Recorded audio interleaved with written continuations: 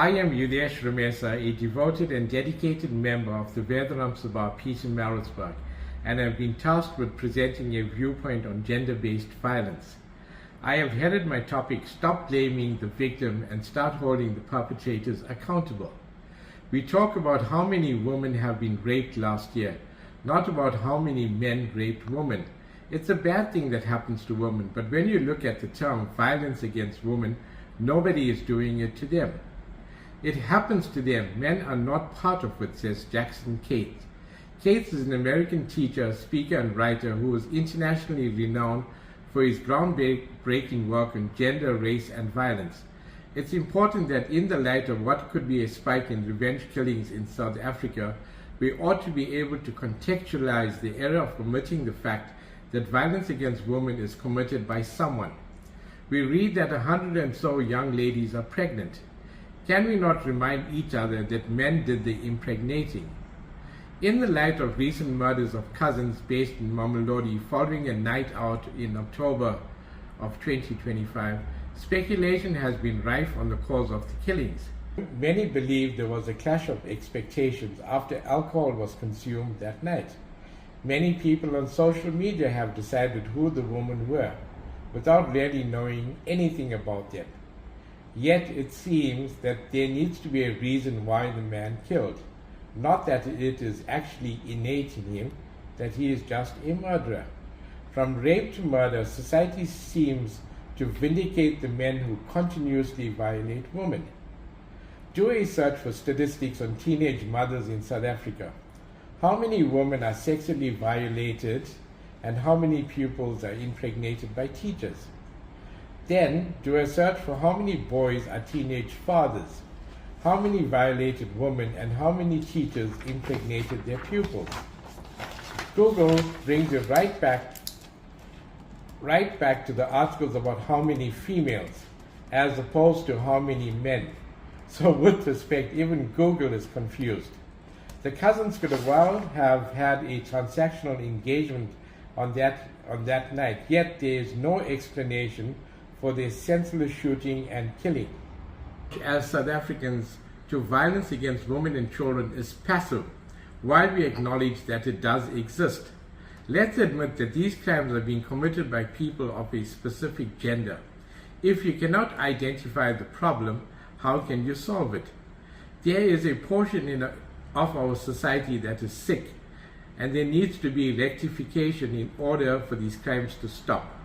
Stop counting the victims and start counting the perpetrators. Then perhaps we can start healing and holding people accountable. And maybe then the numbers of victims might just decrease. Another aspect that I would like to discuss about is more relevant to us as an Indian community. And a topic that's quite topical and current right now is that of revenge porn. Another devastating case of revenge porn has emerged.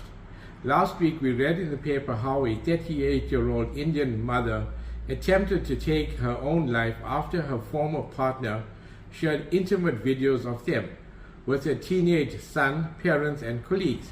Her experiences exposes the deep emotional and psychological harm crime inflicts. South African laws are clear. The Cybercrimes Act of 2020 makes it a criminal offense to share intimate images without consent, punishable by up to 4 years in prison or a fine of 300,000 rands. The Film and Publication Amendment Act of 2019 strengthens this by outlawing the distribution of explicit material. These laws recognize that such actions are not just invasion of privacy. They are deliberate violations designed to degrade and control. Using explicit material to humiliate or manipulate a partner is a form of coercion and gender-based violence. Threatening exposure to maintain control or punish someone can amount to extortion and cause extreme psychological harm. Too often, victims are shamed with questions about why they allowed themselves to be filmed. With respect, this argument is misplaced. Within a trusting, consensual relationship, adults have the right to decide what to do with their bodies. What they do not consent to is the betrayal of that trust and the public exposure of their intimacy. focusing on gender-based violence within our Indian community. And I must acknowledge some of the information I drew from articles that were penned by Ms. Jennifer Reddy and Dr. Aradhana Mansingh. We all conjure up images of and associate gender-based violence with physical harm, be it assault, rape, sexual molestation, and or murder. But gender-based violence does not always leave scars. Over the recent decades, we have seen and witnessed women, professional women, break the glass ceilings and are now CEOs and MDs of multinational companies, parastatals, and even head government departments. We all should be proud of their achievements and encourage other females to follow suit. But alas, professional women, more especially Indian women, subtly deal with a form of gender-based violence that is seldom acknowledged. Female-targeted workplace bullying often stems from competition, identity threat, and internalized gender hierarchies. It is not always the men who harm women in professional spaces. Other women who undermine them, isolate them, and chip away at their confidence, resulting in emotional distress. That is as harmful as physical harm and more likely to be dismissed.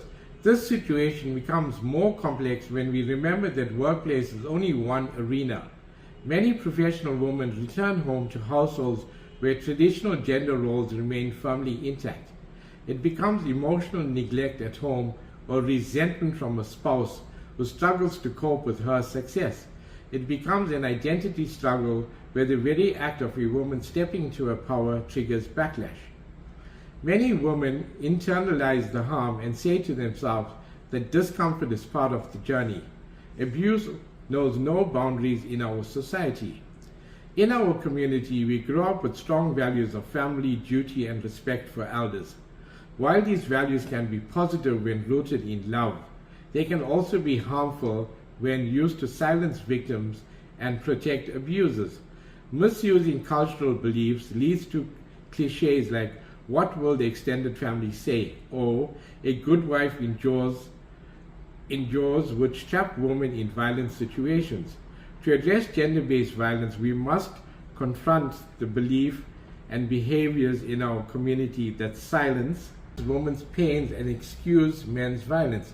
Gender-based violence often hides behind notions of respectability and the pressure to keep the family together. The 16 days of activism for no violence against women and children serves as a mirror reflecting the reality that our Indian community is not exempt from this issue. We are simply quieter about it. In our families, we avoid open discussion, prioritizing family reputation over the truth. Our silence protects the abuser. Our community must move from silencing survivors to actively supporting them. We must believe women when they speak out, reject forced reconciliations. We must stand with women who chose to leave abusive situations. In our communities, places of worship hold significant influence, and I am proud to state that the Vedic Sabha has established a center for abused women and a clinic where abused women are supported in terms of pro bono services, mentorship, and referrals to appropriate social and welfare services and agencies. At our Samaj, our respected priests can and do recognize signs of abuse, support women safely and firmly, and acknowledge that abuse is unacceptable. Your safety, dignity, and life matters more than family reputation or cultural pressures. You are not alone. Let us break the silence within our community. As we mark 165 years since the arrival of Indians in South Africa, let's reflect. Have we truly arrived? Let us not be a community that promotes silence, shame, and fear. Break the silence. Thank you.